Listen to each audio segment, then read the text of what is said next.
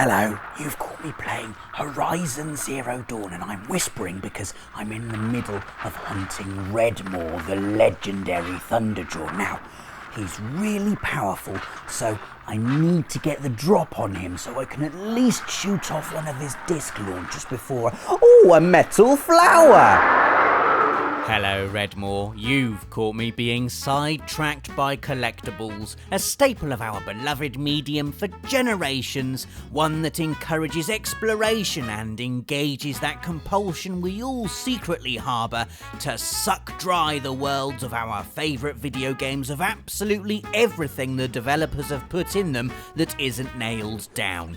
Often these collectibles can be traded for items or used to upgrade your character, or in the case of Horizon Zero Dawn, help build the fiction of the world in which you're immersed. Sometimes, however, collectibles are just downright bonkers, placed in games for the sole purpose of eliciting loud swears from any would-be explorer mad enough to risk life and limb to collect them. Because these games know, don't they? They know that they could scatter rotten fish rolled in glitter across their maps and we'd still hunt them down like they were the keys to immortality. Here are 7 ridiculous collectibles we can't believe we're risking our lives for. As if you didn't have enough to worry about being trapped in Resident Evil 7's Baker house, there's a family of murderous crackpots stalking you through the corridors, made worse by the fact they seem to be immune to bullets, cars and fire, a bunch of weird, gloopy mould things that come out of nowhere and are highly proficient at avoiding headshots, even at point-blank range, and entry number 1, a load of Mr. Everywhere Bubbleheads inexplicably left all over the place, presumably from Mr. Baker's days as a die-hard American football nerd. When you see your first one of these, it comes as a spot of light relief from all the relentless horror. There you go, Dave, hit that, that's not scary. But eventually, the telltale ticking noise that signals the presence of a Mr. Everywhere will make your heart sink faster than if Marguerite had just sat you down for dinner and force-fed you her homemade pasta surprise. Because you're committed now, you've got to collect them all, and often that means taking a route you'd otherwise definitely be avoiding. When you're tiptoeing past a shovel-wielding psychopath whose hobbies include chopping his son's hand off during dinner time, the last thing you want to be doing is smashing a collectible bobblehead. It makes everything even more tense than before because your problems are now twofold. 1, don't get killed by the nutcase, and 2, get the bobblehead and don't get killed by the nutcase. It's an almost impossible balancing act when, to be honest, all we really want to be doing is hiding in the save rooms forever. What's the matter? You ill?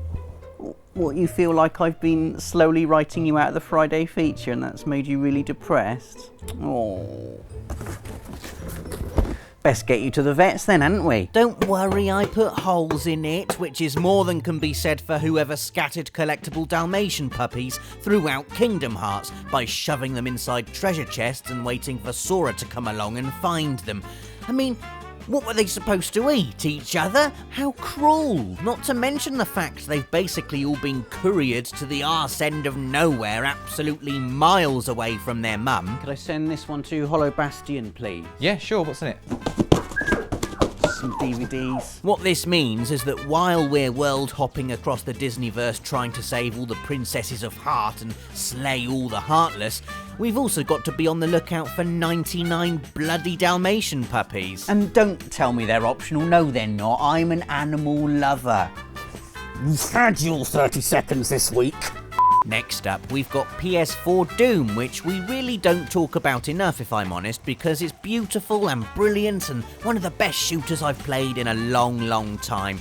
Maybe even since the original 90s Doom, which might be stretching things a bit, but I've said it anyway because it ties in nicely to our third collectible, the Doom Guy action figures. That's right, hidden throughout the gorgeous hell of PS4 Doom are 26 of these lovingly crafted homages to the original Space Marine that, naturally, you just have to collect. Also, naturally, they're in really difficult to find places, made even more difficult by the fact Doom isn't really about taking your time and exploring. Yeah, hi, I'm kind of busy at the moment.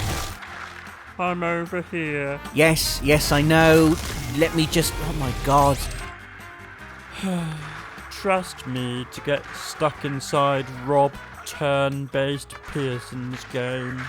Entry number 4. You know how collectibles are difficult to find by their very nature? Well, how about ones that actively run away from you once you've found them? Yo ho ho and a bottle of Dr. Pepper. It's the shanties from Assassin's Creed 4, one of the best creeds and the best pirate game ever. Now the shanties are great once you've got them and your crew of lovable scoundrels is belting them out as you plough through the turbulent waters of the Caribbean.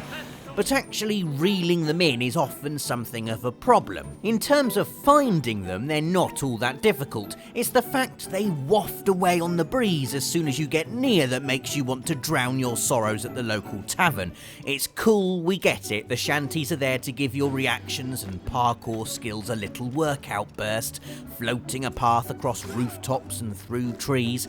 But the amount of times they just nonchalantly drift away the second you're about to grab them. They know. They're not just songs written on bits of paper. There's malicious intent woven into these pages. I mean, how cool do I look? Do I look cool? Everyone's a pirate in this town, so looking cool's important. And here I am with battleships that need blowing up, fortresses that need conquering, and treasure that needs plundering, piddling about on top of buildings, chasing down paper, and then 80% of the time dropping it.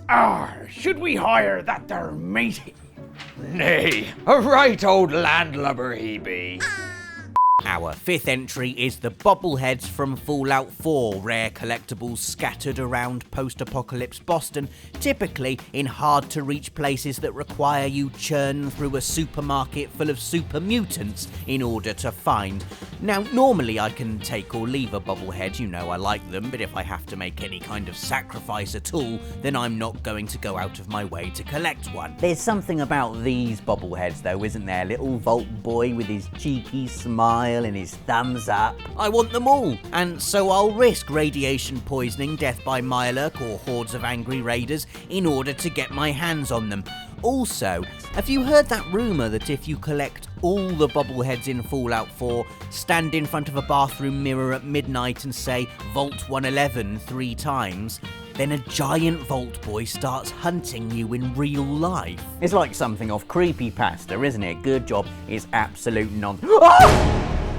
Ah, the telltale chime of the Nirnroot plant from Skyrim, that magical leaf that's in no way useful if, like me, you completely ignore alchemy, but that for some reason gets me ridiculously excited whenever I see one. I was given a quest once to find a bunch of them. That might have even been in Oblivion now I think about it, but since then it's been ingrained into my subconscious. Nirnroot equals very, very important. So important you must abandon all other objectives, even if one of them is escape that dragon currently soldering your face and helmet together with its breath, as soon as you hear that musical chime. Then what you must do is scramble down to the water and frantically turn the camera around for about a minute or so, trying to locate the damn thing, like a rubbish high fantasy version of Hot or Cold. And then boom, you found it. Wasn't that worth the trouble? Yeah, turn it round, zoom in, have a good look. Yep, there it is, the magical Nirnroot. Did you ever find the Nirnroot farm in Skyrim where the farmer paid you for Nirnroots you'd stolen from their own vegetable patch? Now, I was going to show a lovely Nirnroot crop field for this bit, but as soon as I fast travelled to Serethi's farm, this happened. She's alive, it's right, she's alive.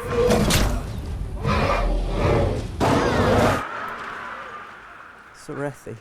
Our final entry this week comes from Metal Gear Solid 3, a game with the weirdest collectible of them all, the Keratin frogs. This army of weird, riveting plastic amphibians has invaded every corner of Snake Eater's huge jungle setting, and finding them all is a massive challenge, especially seeing as one of them can only be found during the high-speed pursuit with Ocelot at the end. It's absurd when you think about it. Why would that be your priority in this situation? Because collectibles, damn it. We have to have them. I mean, to be fair, I'd go and collect a dried-up old sock if Hideo Kojima had put put it there, so I'm far from impartial, but filling Metal Gear Solid 3 with these weird cartoon figurines was just genius as far as I'm concerned. Metal Gear has always been both deadly serious and outlandishly eccentric, and stuffing a 60s Cold War setting full of death, abuse and nuclear weaponry with a bunch of these perfectly encapsulates that balance.